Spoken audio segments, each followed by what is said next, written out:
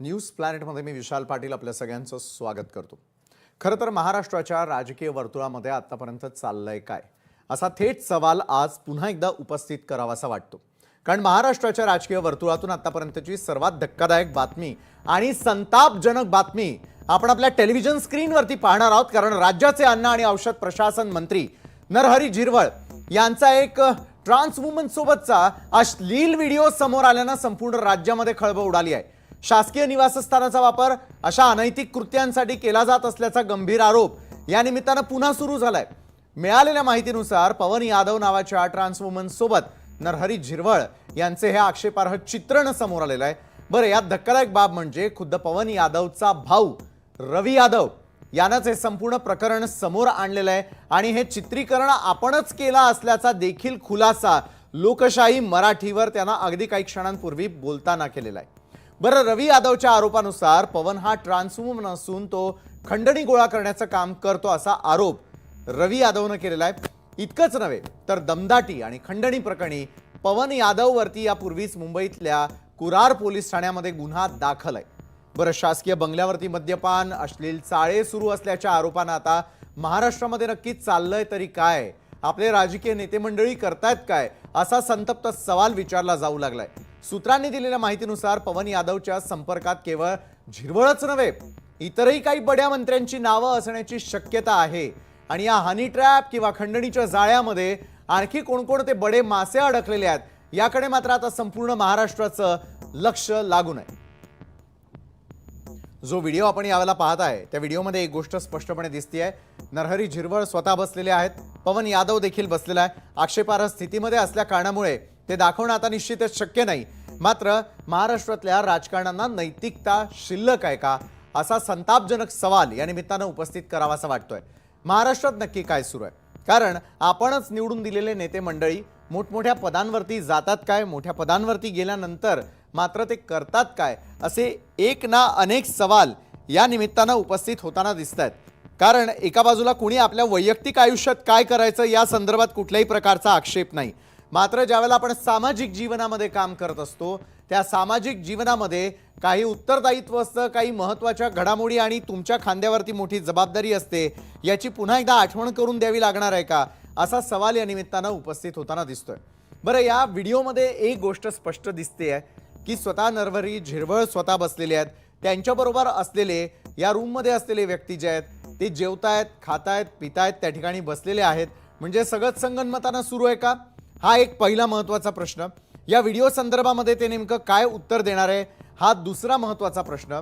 कारण नरहरी झिरवळांचा हा वादग्रस्त व्हिडिओ समोर आल्यानंतर सगळंच काही त्या ठिकाणी सुरू असल्याचं आपल्याला व्हिडिओमध्ये स्पष्टपणे दिसतंय। बरं, हा सगळा प्रकार समोर आला कुठून? तर पवन यादव याचा भाऊ रवी यादव यानंच हा सगळा समोर आणलेला प्रकार आपल्याला सगळ्यांना पाहायला मिळतोय। कारण रवीनं या संदर्भातले व्हिडिओज समोर आणण्याचा प्रयत्न केलेला आहे, या संदर्भामध्ये आपण तक्रार केली असल्याचं देखील त्यांचं म्हणणं आहे।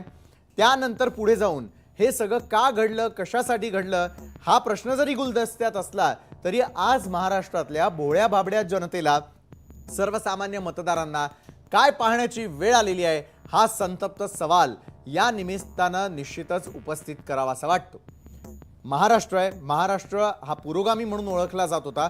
अगदी काही दिवसांपूर्वी आपण पाहिलेला अशोक खरातचा घाणेरडा प्रकार अवघ्या महाराष्ट्रानं पाहिला आणि त्यानंतर पुन्हा एकदा अशा प्रकारचा व्हिडिओ पाहावा लागतोय। यामुळे शर्मेनं मान अक्षरशः खाली घालावीशी वाटतेय। महाराष्ट्रात सुरू असलेले अनैतिक धंदे, अनेक गोष्टी अशा प्रकारच्या व्हिडिओजच्या माध्यमातून समोर येताना आपल्याला स्पष्टपणे दिसत आहेत। त्यामागची कारणं काहीही असू देत, कुणाच्या वैयक्तिक आयुष्याशी आम्हाला काही घेणं देणं नाही, मात्र सार्वजनिक आयुष्यामध्ये ज्यावेळेला तुम्ही आयडियल बनून फिरतात त्यावेळेला मात्र महाराष्ट्राच्या जनतेनं केवळ हे एवढंच पाहायचं शिल्लक होतं का असा सवाल देखील उपस्थित होताना दिसतो। बरं, पवन यादव, रवी यादव दोघे एकत्र असल्याचं देखील म्हटलं जात आहे, मात्र त्यांच्यात असं काय बिनसलं की संगनमतानं हा व्हिडिओ काढला गेल्यानंतर अशी कुठली घटना घडली की ज्यामुळे हे व्हिडिओ समोर यावे लागतात आणि महाराष्ट्राला देखील पाहावे लागतात? इतक्या मोठ्या पदावरती असताना आपण काय करतोय याचं भान तरी शिल्लक असायला हवं होतं, मात्र ते का शिल्लक राहिलेलं नाही हा देखील आणखी एक प्रश्न या निमित्तानं उपस्थित होतो। बरं, ज्या वेळेला पवन यादव त्या ठिकाणी पोहोचतो। पवन यादव अशा प्रकारचं कृत्य करतो आणि अशा प्रकारचं कृत्य हे चित्रितही केलं जातं, माध्यमांच्या समोर येतं आणि माध्यमांच्या समोर आल्यानंतर हा काय नेमका प्रकार आहे याचं लॉजिक लावायला देखील प्रचंड वेळ लागतो। बरं, ही व्हिडिओ यामध्ये असलेली दृश्य निश्चित महाराष्ट्राला विचलित करू शकतात, याबद्दल कुठलंही आम्हाला देखील डाऊट नाही। मात्र एक गोष्ट स्पष्टपणे दिसतीये की ज्यावेळेला असे घाणेरडे प्रकार हे शासकीय निवासस्थानांवरती होतात, ही शासकीय निवासस्थानं ही सर्वसामान्यांची कामं करण्यासाठी आहे की तुमचं पर्सनल आयुष्य जगण्यासाठी, हा मात्र सवाल उपस्थित होतो। तर रवी यादव यांनी ज्यावेळेला सगळा प्रकार समोर आणण्याचा प्रयत्न केला, लोकशाही मराठीशी त्यांनी बातचीत केली, त्यावेळेला आमच्या प्रतिनिधी भाग्यश्री यांच्याशी बातचीत केलेली आहे स्वतः रवी यादव यांनी। काय त्यांची बाजू आहे ती आधी समजून घेऊयात। आपल्या बरोबर रवी यादव आहे, ज्यांनी झिरवळांचा एक व्हिडिओ जो आहे तो समोर आणलेला आहे।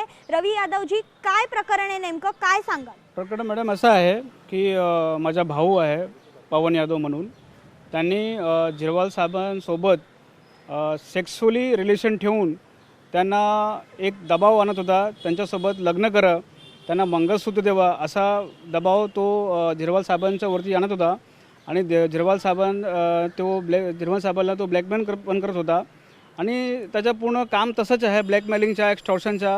आणि त्यांनी मला पण खूप बरेच वेळा त्यांनी मला एक्स्टॉर्शन, माझ्यावरती खोटी तक्रारे, पोलिसांना त्याने मॅनेज करून माझ्यावरती दबाव आणलेला आहे। त्याचं पूर्ण प्रकरण तसंच आहे, तो ब्लॅकमेलिंगच्या आणि खोटी तक्रारे करणं तसं त्याची सवयी आहे आणि त्यांनी सेम प्रकरण ते झिरवाल साहेबांसोबत पण केलेलं आहे। आणि असे अनेक MP MLAs ह्या गव्हर्नमेंटमध्ये आहे, त्यांच्यासोबत पण त्यांनी असं कृत्य केलेलं आहे, त्याची सखोल चौकशी होणं गरजेचे आहे। झिरवाल साहेबांना तो मंत्रालयाच्या परिसरात भेटला होता, त्याला ट्रान्सजेंडर बोर्डमध्ये एक पद पाहिजे होता, त्यामुळे त्यांनी झिरवाल साहेबांना अप्रोच केलेला होता। आणि हे जे व्हिडिओ आहे सगळं त्यांनी स्वतःच्या ब्लॅकमेलिंगसाठी, रेकॉर्ड करण्यासाठी हे इन्स्टिगेट केलेला होता आणि सगळं प्रकरण त्यांनी रेकॉर्ड करून त्याच्याकडे पूर्ण भविष्यात काय त्याच्या गरज लागला, झिरवाल साहेब काय त्याचं काम करत नाही आहे, की झिरवाल साहेब त्याला कॉपरेट नाही करत आहे, तसा हे करण्यासाठी। आणि झिरवाल साहेब सुद्धा पण त्यांनी तसाच हे करत होता की व्हिडिओच्या वरती झिरवाल साहेब तुम्ही माझ्याशी हे करा, लग्न करा, मला मंगळसूत्र द्या, नाही दिलं तर मी तुमच्यावरती गुन्हे दाखल करेल, लग्नाचा आमिष दाखवून तुम्ही माझ्यासाठी बलात्कार केला, तसा तो झिरवाल साहेबांवरती दबाव आणत होता। खंडणीचा गुन्हा अजून दाखल नाही झालेला आहे। मी माझी तक्रार दिली आहे FIR करण्यासाठी खंडणीच्या, पण अजून FIR झाली नाही आहे, कारण की त्याचा संबंध मोठमोठे पॉलिटिशियन आणि MLAs आहे, ते लोक पोलीस स्टेशनमध्ये फोन करून ते गुन्हा होऊन त्याच्यावरती तसा दबाव टाकतात आणि म्हणून तसं हे करतात। आणि अजून किती मंत्री आहे, कोण आहे MLA, त्याची चौकशी होण्याचे गरजेचे आहे। हे प्रकरण झिरवळ यांच्या अंगालगत येणार का हे बघणं महत्त्वाचं ठरणार आहे। व्हिडिओ जर्नलिस्ट आदित्यसह मी भाग्यश्री प्रधान आचार्य, लोकशाही मराठी, मुंबई।